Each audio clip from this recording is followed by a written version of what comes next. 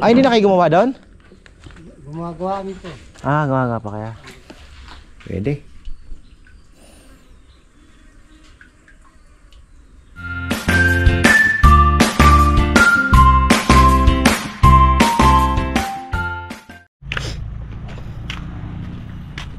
Uy, magandang buhay.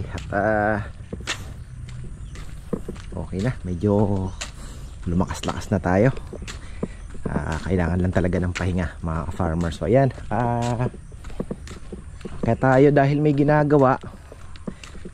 So ilan ba silang pumasok dito? 5 ngayon. Ayan, 5. At nagpakain na rin ako ng isda natin kanina. Ayan. Bukas Saturday na naman. Ayan. Marami po ang nagtanong sa akin doon sa, actually sinend ko pala kay Brother John Roque yung aking pinagawang itak. Ganun din kay ka-Farmer Lorenzo Sigua, nakita niya din. Ipapagawa din siya. Maganda nga naman. Medyo hindi ko natutukan yung aking mga halaman ngayon at ako, nasa ano tayo, pahinga muna. Silipin nga natin yung ulang, baka mayroon na naman. Talagang timing lang eh.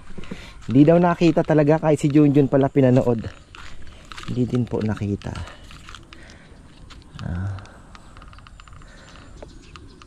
Wala.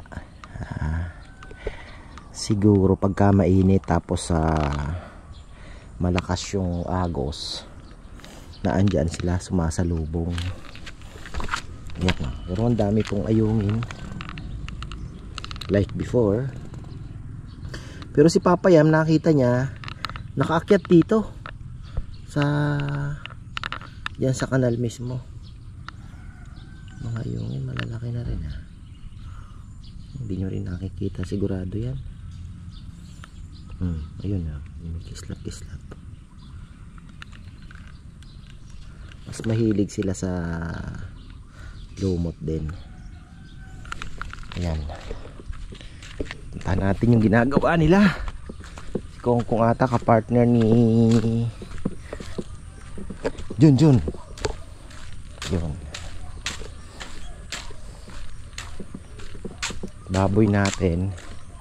Ang marami humabol Kunti lang pa naman yung Ricardo kong nabili. Dahil nadagdagan pa daw ng 2, tapos may humabol pa. So mga 5 siguro na dagdag. Okay na rin.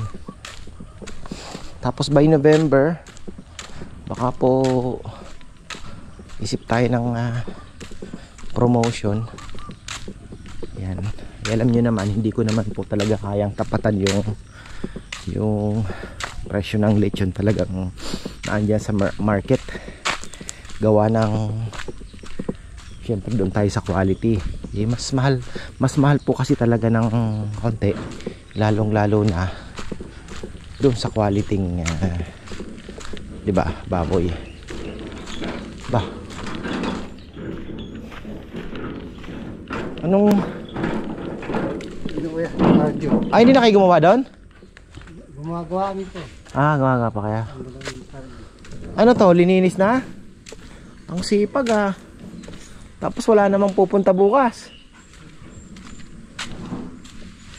Ayan, tanggal na rin nila na baka malinis pa lang ang pagkakaano baklas na rin po yung ito na yung lechona natin biglang nag-iba itsura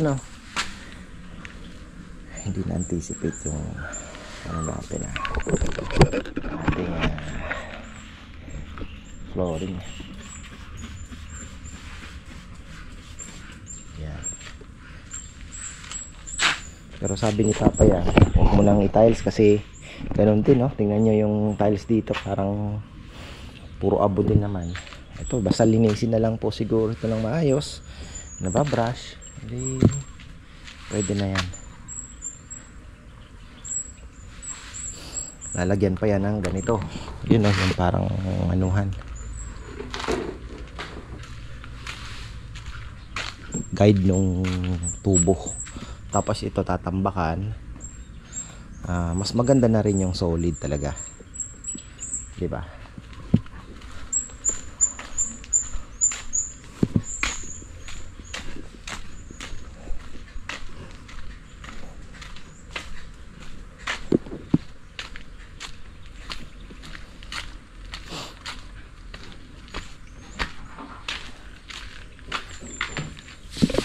tubig na naman pa rin natin tapos to. Paano kaya magandang gawin dito? Pupuno daw ng tubig. Anong balita, John? Napupuno talaga? Ano magandang gawin? Pwede pa mga beses na namin limas to. Kada buwan na limas. Hanggang saan to patong ato kuya? Baka Oh, okay na yan. O isa pa. ano sabi ni Papa Yam? Oo nga, no? Sa drainage, sa butas na yun, bababa pa doon ng gano'n. Ano Hindi. yung butas niya? Oo. Isa pa, dito yung butas niya. Oo, ano. Hindi din pala pwedeng tumaas dyan dahil wala din hanggang dito din lang ang ano, no? Ito. Ganyan na lang siguro. Isa pa. O isa, tama na to. Pwedeng isa pa siguro.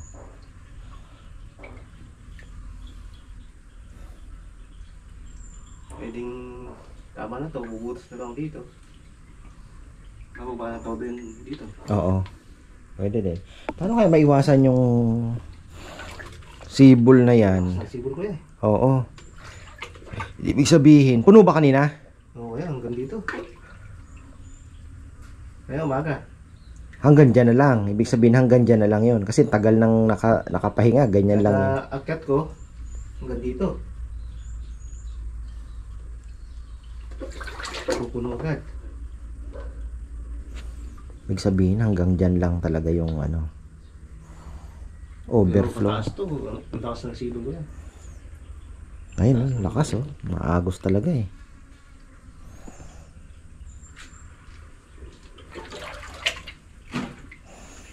Baba ng ano ng tubig dito sa Arayat, ano?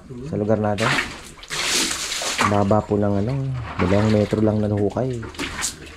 At kasawa na yung ano mo, sibol.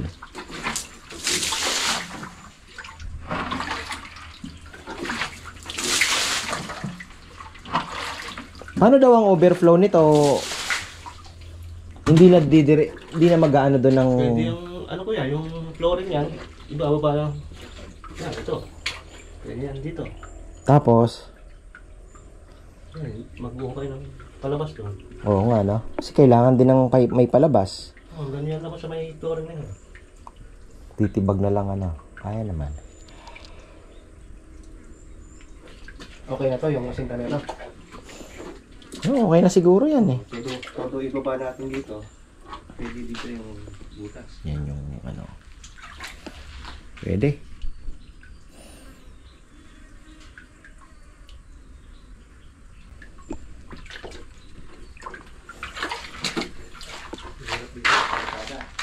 Yun na nga.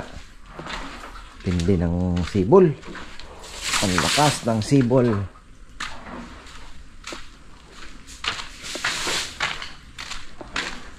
Andito pala si Papa Yam eh.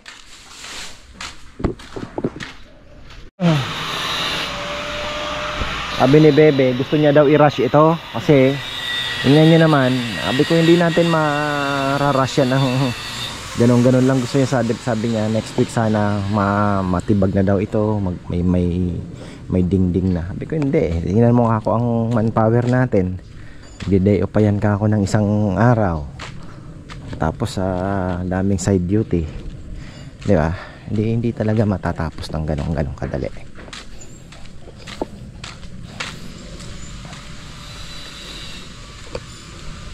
Tapos andyan pa yung sungit ng panahon.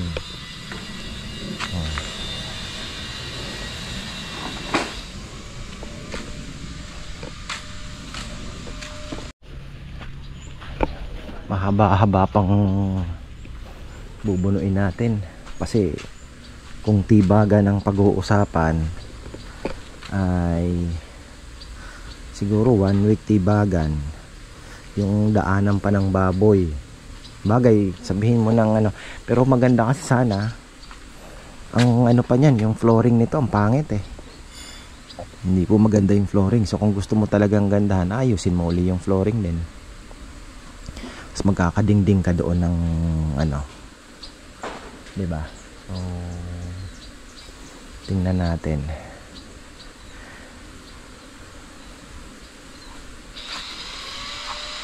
Inungkit si Papayam ng ano ah. Pero ang kinaganda niyan, mawawala na po yung amoy. Tapos syempre isa na lang ang bagsak ng dumi ng baboy. Mas makokontrol na po natin yung langaw din na napoproduce ng baboyan, kasi talagang meron at meron din naman po. Pero yun nga, mas malupit talaga yung poultry. Yung sa amin po nakokontrol naman namin kahit papano. Basta ako'y nag-i-spray, tingnan nyo, wala na naman sila. Nakokontrol naman yan. Pero yun na nga, mas maganda kasi isang bagsak na lang. So mas yung ano, okay na. Tapos naandun na sa dulo, di ba? Hindi na gaanong malapit. Dito hindi na gaanong amoy kasi talagang minsan, lalo na ngayong tag-ulan, talagang hindi mo maiiwasan. Talagang syempre yung araw, yung init ng araw, mas nawawala po yung amoy Pero pagka yung sunod-sunod na ulan, talagang hindi mo maiwasan na magkaroon po ng konting amoy. So ayun. Pero okay naman, okay na po yung ginagawa nating paraan na yan. At hopefully naman ay makabawas talaga. Yung drain, doon na lang siguro tatakbuhin natin yung mga halaman. Tapos ito, tambak. Wala na po kasi dating ano niyan, dito yan, takbo, kanal. Tapos Madre de Agua, gaganon. Tapos bababa, gaganon na naman. Paikot-ikot lang po yun. Bago makarating sa fish pond, kaunti na lang yung ano kaya ang tataba ng Madre de Agua namin on. Sobrang tataba. Dito wala na ata tayong isa-sacrifice. Mukhang itong siniguelas ni Bebe masasacrifice pala itong isa. Yun hindi na. Dito kasi dadaan yan sacrifice tong siniguelas niya. Pwede namang ilipat yung malaking anong yan. Ang gusto ata ng siniguelas yung mainit na mainit ang ano yung naarawan talaga siya ng husto. Parang ayaw niya nang nalililiman.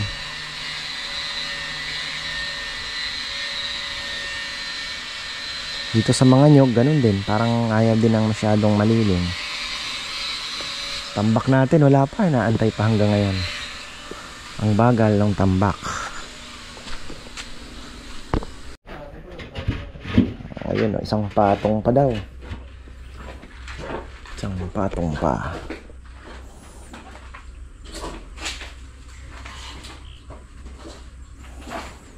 Ang linis niyan, doon mag-uumpisa sa taas. Lagi pababa dito. Pag naglinis, nagpaligo ng baboy, doon ang umpisa lagi sa taas na kong. Okay. Pababa rito, ano?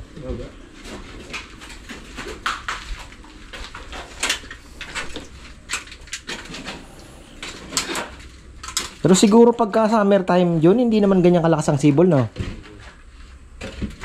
Tubig lang siguro yan, kaya Oo, matubig ba dito sa kabila? hindi kasi nung unang inukain ito, hindi naman nagtubig na ganito Kaya nga. Lakas lang siguro ang tubig dyan sa ano. Daming liligpit dito. Matinding linisan.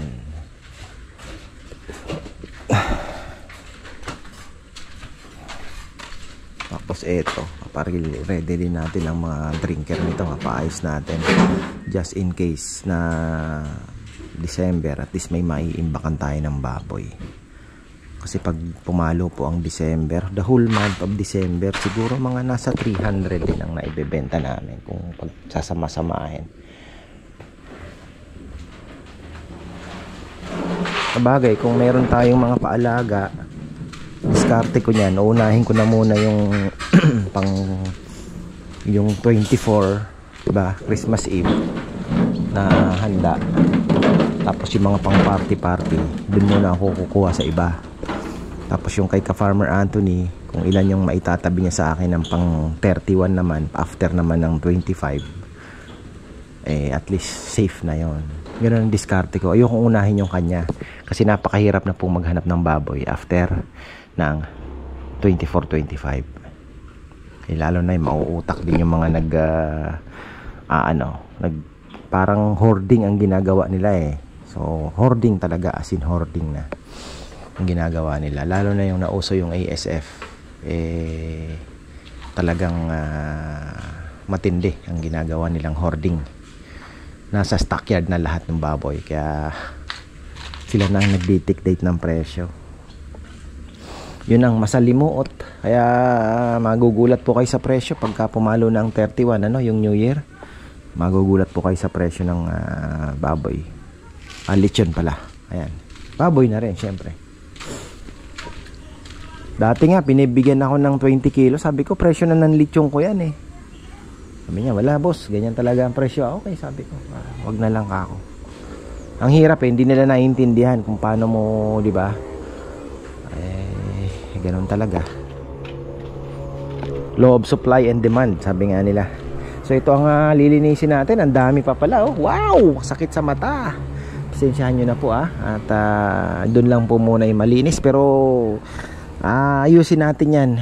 Maganda nga ito, yung nakikita kong trabaho na walang gaanong materyales na gagamitin at least hindi ako namang problema at nai-stress kasi mahirap na talagang iraos yung patrabaho ngayon.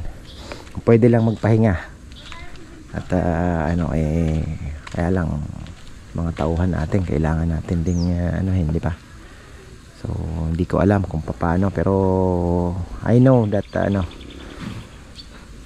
meron namang magbubukas na pintuan, sabi nga nila. Pag nagsara pala ang pintuan, may magbubukas na bintana. Niwala naman tayo dyan, kaya antay-antay lang tayo sa biyayang darating na ako'y naniniwala na timely naman po ang dating ng di ba, blessing.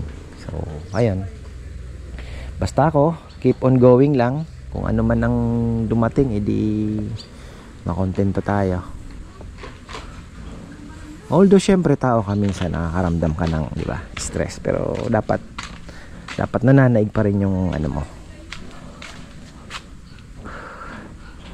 Oh, alam nyo na kung sino po ang may Tita Ligaya, baka gusto niya nito. Baka kay Tita Ligaya mapunta ito kasi bukas ay pupunta po siya, o baka mapitas na itong mga magic natin, yung mga miracle fruit natin. Bibigay ko sa kanya yan. Ayan pala, may miracle fruit na siya.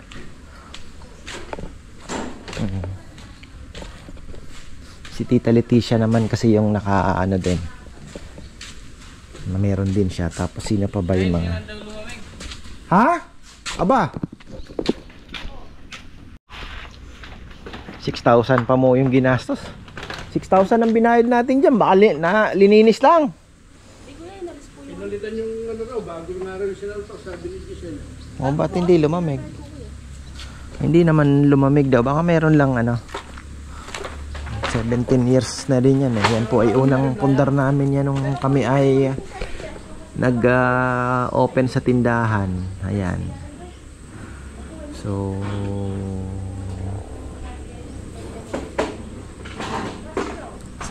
almost na din pala, 8 years. 8 years na rin po yan. July kasi kami nag-umpisa kami ng tindahan ni Bebe is July. So ayan, tama. So nasa 8 years na rin pala yung Pudyo Denso na yan, mga farmer. Pero maganda pa naman.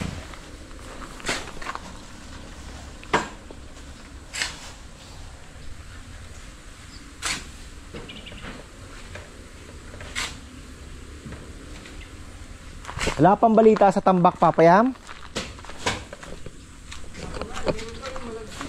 Ay, ayoko nun.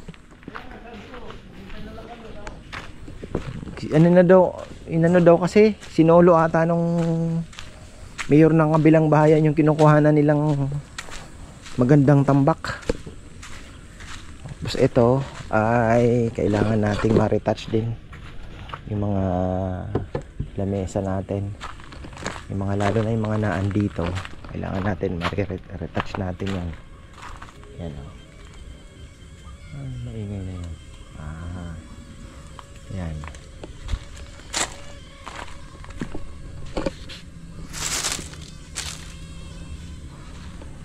Ito nga kailangan din. May bago na palang in-order si Bebe niyan. Ito oh. Kailangan na rin natin ma-retouch din to. Although classic ang dating, pero maganda na rin, ma-retouch na din yan. Ayun, dito. Ang Bermuda natin, ano na. Bagay, mag-iisang taon na rin to.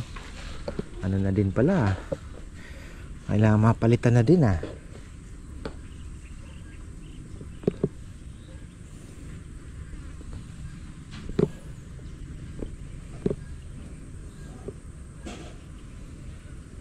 Oh. Ay.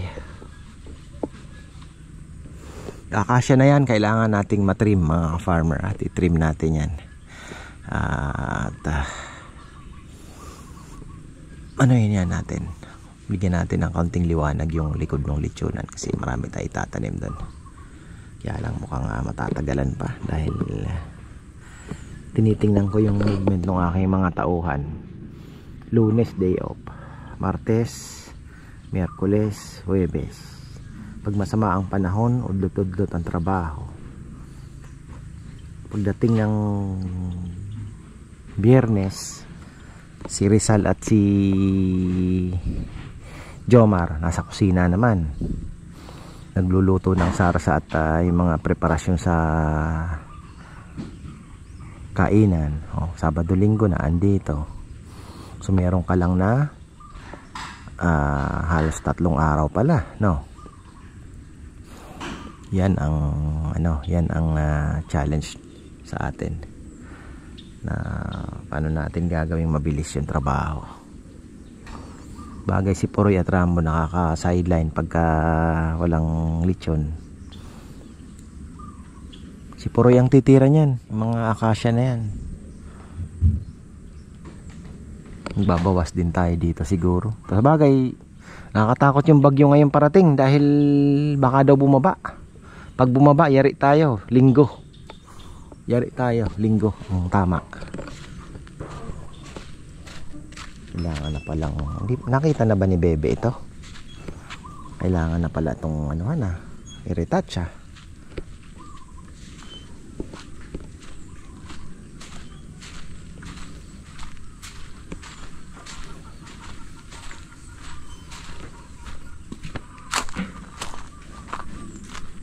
Tagal din ang pili, mamunga pala.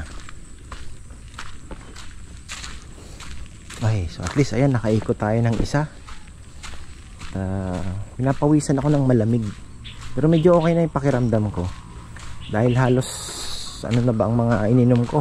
Tinira ko na pati yung oregano, bawang, honey. Tapos nagsalabat na rin po ako na may kalamansi. Medyo gumaan ang pakiramdam ko dun sa salabat. Kaya ayun, sana magtuloy-tuloy na at bukas okay na tayo. Ito daw pong influenza na to na like virus ba, parang gano'n ang description nila eh. Ano to, kahit daw wala kang inuming gamot, yun ang sabi sa napanood ko din lang, mawawala naman daw ng kusa. Talagang trangkaso lang na parang so lalabanan naman daw ng immune system, mawawala naman daw after. Pero maganda na may inuming kang gamot, di ba? Yun naman ang natin. Yan ako naman, puro herbal lang para at least naman, puro herbal lang tayo. Sanay na ako sa oregano eh. Ay, yan. Pakain pa ba tayo? Naghagis na ako kanina. May inaalok sa aking feed 650 lang, pero parang duda ako kasi ngayon yung mga pellets ang hirap ng pagkatiwalaan dahil ang bilis na pong gumawa ng pellet ngayon. Bilis na pong gumawa ng pellet ngayon. Kahit darak pwede mo nang i-pellet eh. Kahit puro darak lang. Kaya nakakaano din. Wala na atang pagkain ha. Agis na lang ako mamaya. Maaga pa naman. 3:30. Ay, so yan po. Babatiin natin yung may pinapabati si brother Patrick Echeverria. Ayun. Nagulat daw. mga pinababati niya. So ayun, talbos ng kamote, pampahaba ng buhay. Uy, ayan, madilim na mga ka-farmer. Nagpakain ako ng kalapate, inikutan ko yung doon at di ako mapakali sa langka. Bakit? Kasi mayroon akong nakitang ang langka pala mga ka-farmer, ang bulak, namumulaklak pala yan. So puro lalaki ang puro bulaklak pa lang po ang inilalabas ng aking langka. Can you imagine? Pagka ganda-ganda na ang pakiramdam natin, although road recovery na tayo, baka bukas makaikot ako. Papakita ko po sa inyo yung lalaki. Puro pala lalaki, kaya pala nasisira lang.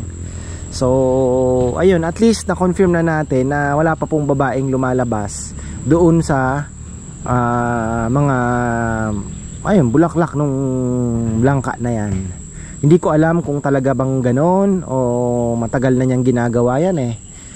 So ayan, explain ko po sa inyo. Galing din So ayun, at least alam ko na wala pa pong babaeng lumalabas.